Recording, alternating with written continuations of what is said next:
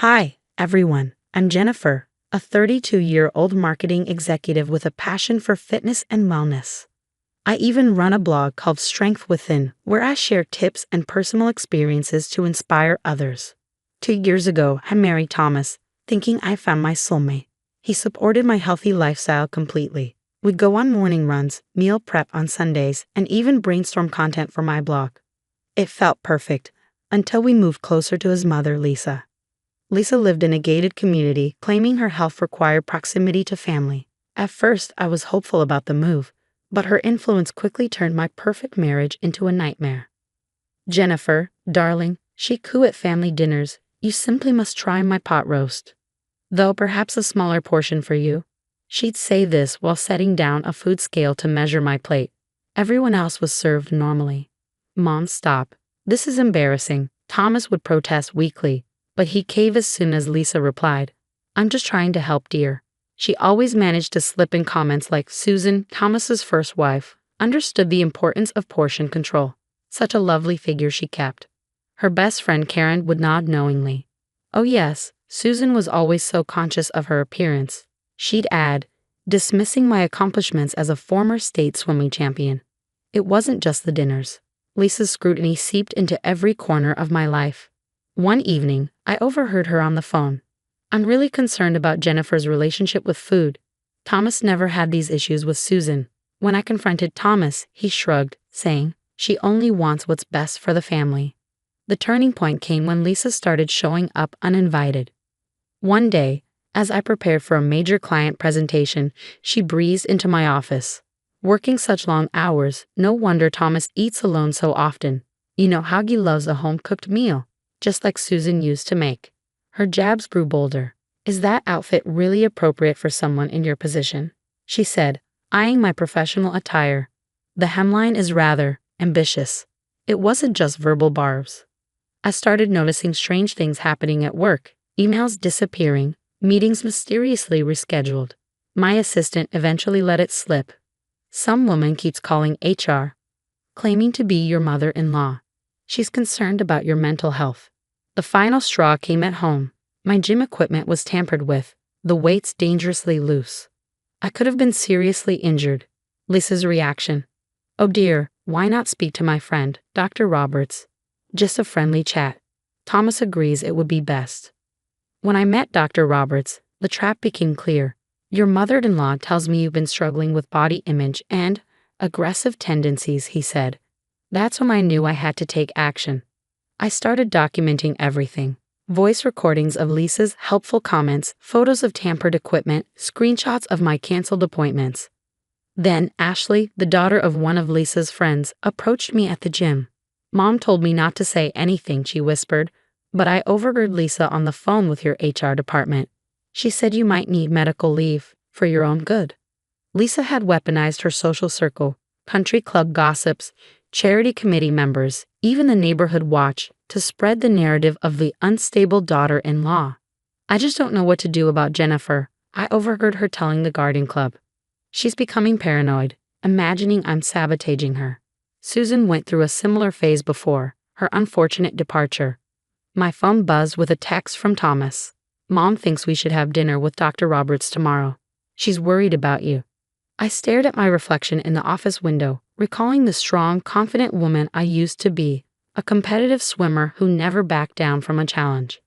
Lisa wanted to break me just like she broke Susan, but she had no idea who she was dealing with. I opened my laptop and started a new document, evidence of harassment and manipulation. Game on, Lisa, game on. I needed answers. Susan was the key. We met at a coffee shop 2 towns over, safely away from Lisa's network of spies. Her hands trembled as she stirred her coffee. "It's not just about control," she whispered, glancing around nervously. "It's about money and power. Lisa keeps her sons trapped through their businesses. She secretly owns majority shares. If they disobey, she threatens to pull funding. That's why Thomas has been so distant. She did the same to my Thomas." Then came the bombshell. Susan leaned in, her voice dropping further. "There are cameras everywhere. The bedroom, kitchen, even the bathroom." When I confronted Thomas, he called me paranoid. That's when I knew I had to leave. My skin crawled. I thought about the odd devices I'd noticed at home, in air vents behind picture frames. Lisa's reach extended further than I imagined. Later that night, Sandra called me in a hushed tone. I found something in David's office, documents from Lisa's foundation. She's been laundering money through fake charity events. There's proof of tax evasion, too. The pieces started falling into place. Lisa wasn't just a controlling mother-in-law. She was running an empire of manipulation. David, Sandra's husband, finally opened up during a secret meeting. She had our father's will change on his deathbed, he revealed bitterly. Convinced him we couldn't handle the inheritance. The guilt killed him. Then I learned the truth about Dr. Roberts. I overheard him on the phone while picking up takeout. Yes, cousin Lisa, don't worry. I'll adjust my report accordingly. Jennifer seems unstable. That was the final straw. I began reaching out to others Lisa had hurt. Former daughters-in-law, ex-business partners, and old friends. Each had a story of betrayal and control. Then came Karen's breakdown. She showed up at my office, mascara running. I can't do this anymore, she sobbed. Lisa never had health issues. She faked cancer 3 times to keep her sons close. She's a monster, and I have proof. Medical records she forged. The full scope of her schemes became clear. Sabotage contracts, blackmail through her charity's donor list, and even fake auctions to launder money. Every tactic was designed to isolate, destabilize, and dominate. I compiled everything: financial records, recordings, photos, and statements. Lisa thought she was weaving a web to trap me. Instead, she handed me the threads to unravel her empire. At our last dinner, she sneered, "You're just like Susan, unstable, paranoid, delusional." "No, Lisa," I replied, meeting her gaze. "I'm nothing like Susan. I don't run. I fight back." The annual charity gala was Lisa's crowning achievement, a glittering event where the who's who gathered to fawn over her supposed generosity. It was also the perfect stage for her downfall. "Such a lovely evening," Lisa beamed from the podium. "Thanks to your generous donations, our foundation continues to help those in need." The federal agents walked in right on cue. "What's the meaning of this?" Lisa demanded, her voice cracking as they approached. Sandra stood up, her voice ringing through the room. "The meaning? Check your phones, everyone.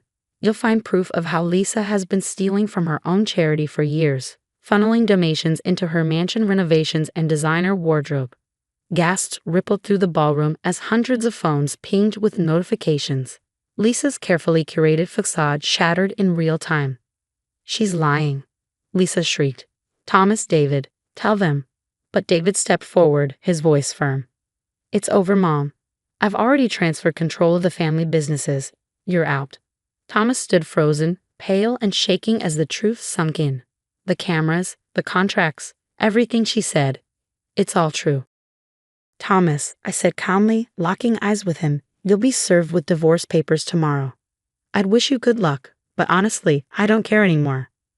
Karen stepped forward, holding a folder of documents. "I have copies of every forged medical record, Lisa. Your fake cancer claims? The hospital foundation's board will be very interested in these." Dr. Roberts tried slipping out unnoticed, but representatives from the medical board intercepted him at the exit. "Your license is suspended," one of them said, "pending an investigation into ethics violations and false reporting." Lisa, the once imposing matriarch, crumbled before everyone's eyes. Her designer dress suddenly looked cheap, her perfectly applied makeup garish under the harsh light of exposure. 6 months later, I stood in the middle of my newly opened wellness center, dedicated to helping survivors of family abuse rebuild their lives. In the background, the news played. Socialite Lisa faces federal charges for tax evasion and charity fraud. Her estate has been seized, and sources report she's now living in a modest apartment outside town. I smiled faintly and turned back to the group at our first retreat. My life had grown so much bigger than the wreckage Lisa left behind. David and Sandra occasionally check in. They're doing well, running the family business ethically. Susan joined my foundation, using her story to help others navigate and recover from manipulation and control. And Thomas? Last I heard, he's in therapy, real therapy this time, not his mother's cousin posing as a doctor. Good for him. Too little, too late. A few days ago, a letter arrived, Lisa's handwriting scrawled on the envelope. It was some long-winded apology, a product of her generation. wanting the best for her family, being truly sorry. I didn't bother reading it. I marked it returned to sender and went back to planning the center's expansion. Yesterday, I ran into Karen at the supermarket. Lisa tried joining the senior center's bridge club, she said, smirking. Nobody would play with her. She just sat there alone until she left. I shrugged and pushed my cart forward. My life's too full to care about revenge now. Today, a package arrived. Security footage from the hidden cameras Lisa installed in my old home. I added it to the thick file labeled close, locked it away in a cabinet, and walked out of the office. Some people keep photo albums from their marriages. I collected evidence. But that chapter of my life is over. If you were in my shoes when Thomas repeatedly chose his mother's side, would you have given him a second chance, knowing he was also a victim of Lisa's manipulation? Or was I right to walk away completely? The hardest part of leaving a toxic relationship isn't just walking out, it's staying gone. Share your thoughts in the comments below.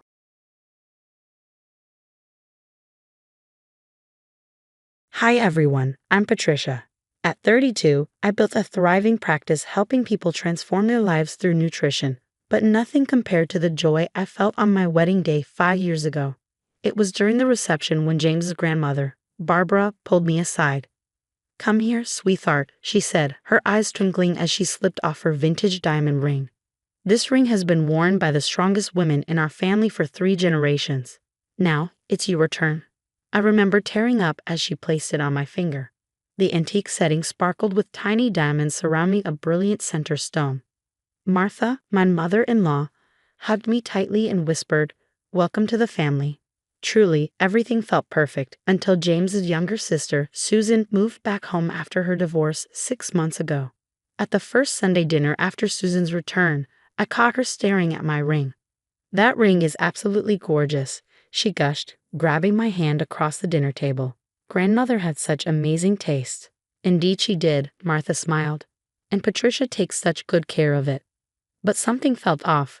Every Sunday dinner became an endless stream of Susan's comments about the ring. "Remember when grandmother used to let me try it on?" she'd muse. Or, "Grandmother always said I had the same delicate fingers as hers." Then came the stories. "Oh, Patricia, did I ever tell you about how grandmother promised me her jewelry collection before she passed?" she would say, her voice dripping with sweetness. She had such a special bond with her only granddaughter. Last Sunday, I was helping Martha in the kitchen when I glimpsed Susan through the doorway. She was holding my hand up to the light, supposedly admiring the ring again. But I noticed her phone in her other hand, snapping photos. Later, Martha commented with concern. "She's been asking a lot about the ring lately, claims she's just feeling nostalgic after the divorce." "I've noticed," I replied, twisting the ring nervously on my finger. "Something doesn't feel right." James dismissed my worries. "Babe, she's just going through a rough time. You know how sentimental she gets about family stuff." But I couldn't shake the uneasy feeling, the way Susan's eyes followed my every movement, the way she managed to bring up the ring in every conversation, the secret photos. It all felt calculated, like she was planning something. I just never imagined how far she'd go to get what she wanted. It all came to a head during what was supposed to be a typical Thursday evening family dinner at my in-laws. Susan cleared her throat, tapping her wine glass with a spoon. My stomach dropped at the sight of that familiar, manipulative smile. "Everyone, I have something important to share," she announced, pulling out her iPad. "I found this video while going through old memories." The grainy footage showed grandmother Barbara in her hospital bed. My heart raced as I recognized her final days. The video had clearly been edited. The jump cuts were obvious, but Susan's masterful manipulation had everyone entranced. "My dearest Susan," Barbara's weak voice crackled through the speakers, "I want you to have." Jump cut, "My ring." Jump cut, "It belongs to you." Martha gasped, her fork clattering against her plate. "Oh my, I had no idea Mother made such a promise." "That video is edited," I protested, my hands shaking. "This isn't what happened." "Are you calling my sister a liar?" James snapped, making me flinch. I had never heard that tone from him before. "James, honey, please," Susan dabbed at her eyes with a napkin. "I didn't want to do this publicly, but I've been having such a hard time since my divorce. Seeing that ring on someone else's hand when grandmother explicitly wanted me to have it. It's just too painful." Martha reached across the table, patting Susan's hand. Patricia, dear, perhaps you should do the right thing. Family harmony is so important. It's just temporary, James added softly, not meeting my eyes. Until we figure this out. Before I could respond, the doorbell rang, making everyone jump. Martha's friend Rebecca had arrived early for their book club meeting. She stood frozen in the doorway, sensing the tension. Susan's voice turned sharp. "Give me the ring," she demanded, her mask slipping. "I'm the real granddaughter here. You're just some outsider who married in." My fingers went numb as 6 pairs of eyes bored into me. Even James, my supposed partner, sat silent as his sister attacked me. With trembling hands, I tried to remove the ring, but it stuck, almost like a final protest. "Here, let me help." Susan grabbed my hand roughly, yanking the ring free. I watched in horror as she immediately slipped it onto her own finger, admiring how it caught the light. "Perfect fit," she smirked. "Just like grandmother always said." Rebecca cleared her throat from the doorway. "Susan, isn't that the same trick you pulled with Caroline's earrings in college?" Susan's head snapped up, her eyes flashing with warning. "I don't know what you're talking about, Rebecca. This is a family matter." But the damage was done. I stood up, my chair scraping loudly against the floor. Without a word, I grabbed my purse and walked out, ignoring James calling after me. As I reached my car, Rebecca hurried after me. "Wait," she called. "There's something you need to know, Susan, something that happened years ago." The next morning, Rebecca and I met at a quiet coffee shop downtown. She wrapped her hands tightly around her coffee mug, leaning forward. "Susan's been doing this for years. In college, she stole her friend Caroline's family heirloom earrings, claiming her grandmother had promised them to her. She sold them to cover gambling debts." My mind raced. Could Susan have done the same with my ring? I needed proof. Later that day, I visited Mercy Hospital, where grandmother Barbara had spent her final days. Nurse Janet, who had cared for her, was still there. "Susan?" "No, she never visited," Janet said, shaking her head as she checked the visitor logs. "The only visitors were Martha, James, and you. You came every day after your nutrition clinic closed." Janet paused, then pulled out her phone. "Actually, Mrs. Barbara asked me to record something for her. I still have it, but with everything that happened, I forgot to share it." The video showed grandmother, weak but clear-minded, speaking directly to the camera. "Martha, make sure Patricia keeps the ring. Susan's been calling, demanding all my jewelry. But that ring belongs to Patricia. She has the pure heart this family needs." My hands trembled as I forwarded the video to Martha. Within minutes, my phone exploded with messages. Martha had discovered that Susan's deception went deeper. The family security cameras had captured Susan rifling through my purse during Sunday dinners, photographing my credit cards. "Meet me at the bank," James texted urgently. "You need to see this." At the bank, James looked devastated. "Susan's been forging checks from our joint account. She has massive gambling debts, liens against her house." His voice cracked. "She pawned Mom's pearl necklace months ago." While James dealt with the bank, I drove past Susan's house. Through the window, I saw her gesturing angrily on the phone. The ring on her finger sparkled, but something seemed off in the way it caught the light. Then Rebecca called. "I just left the jewelry store where Susan's been hanging out. The owner confirmed she sold him a diamond ring matching your description 3 days ago. What she's wearing now is a cheap replica. I found records of her selling jewelry across 3 states, each time claiming they were promised to her." The pieces fell into place. The compliments, the photos, the fake video, all part of her calculated plan. But Susan had made one crucial mistake. She kept the fake ring. Martha called, her voice shaking. "I've invited everyone for dinner tomorrow night. Susan thinks we're celebrating her getting the ring, but Janet's bringing the real video. The jeweler's coming to examine the fake ring, and Rebecca has gathered statements from Susan's other victims."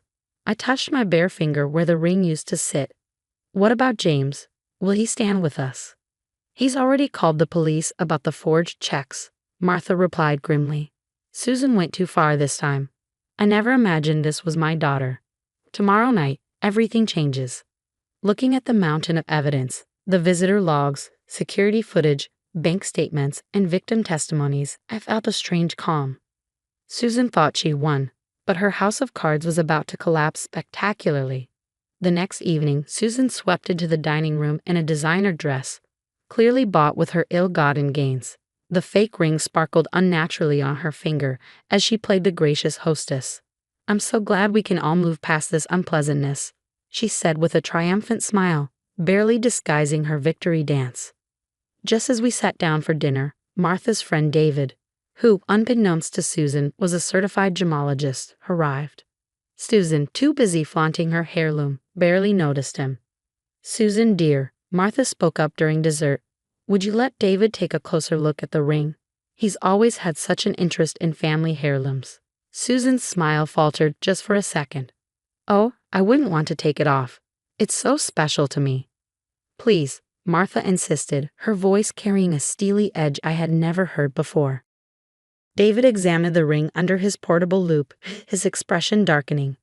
"This is cubic zirconia in a brass setting, worth maybe $50. The color drained from Susan's face. "That's impossible," she stammered. Right on cue, Rebecca entered the room, a folder clutched in her hands. "Is it?" she said, her voice cutting through the silence. "Because I have the receipt from Crown Jeweler showing you sold the real ring 3 days before that family dinner. You went through my things." Susan shrieked, backing away from the table. "Like you went through my purse," I countered, my voice steady. "The security cameras caught everything, Susan." James connected his laptop to the TV, playing grandmother Barbara's real video message. The room fell silent as Barbara's weak but unmistakable voice filled the air, explicitly naming me as the rightful owner of the ring. Susan's elaborate house of lies crumbled before our eyes. "It was just a loan," she sobbed, mascara streaming down her cheeks. "I needed to cover some debts. I was going to buy it back." "Like you were going to buy back Mom's pearls?" James's voice cracked. "Or replace Caroline's earrings. We found everything, Susan. Every pawn shop, every victim, every lie." "You don't understand," Susan screamed, her desperation palpable. "I deserve that ring. I'm blood family." "Blood family doesn't steal," Martha said quietly. "Blood family doesn't lie or hurt their own for money." Panicking, Susan lunged for her purse. But David blocked her path. "The police have been notified about the forged checks," he said calmly. "I suggest you stay." I stood up, my heart pounding but my voice clear. "I'm not pressing charges over the ring." The room fell into stunned silence. "Not because you deserve mercy," I continued, meeting Susan's bewildered gaze, "but because I'm choosing to be better than you. The ring's gone, and honestly, I'm glad. It showed me exactly who you are." The next day, James retrieved the original ring from the pawn shop, but I handed it over to Martha for safekeeping. Some things, once broken, can't be fixed, like trust. 6 months later, Susan's gambling debts made local headlines. She had fled town, leaving behind a trail of debt and shattered relationships. I rarely saw the family anymore, except for Martha, who had become more of a mother to me than I ever imagined. On my birthday, Martha surprised me with a new ring, a simple band with a small diamond. "This represents who you truly are," she said, her eyes warm. "Strong, genuine, and impossible to fake." I wear it proudly, a reminder that family isn't about blood or inheritance. It's about truth, trust, and choosing to rise above those who try to drag you down. Have you ever forgiven someone who deliberately humiliated you in front of your family? Would you have pressed charges against Susan, or do you agree with my decision to take the high road? Sometimes the best revenge is showing others that their toxicity can't break you. Share your thoughts in the comments below.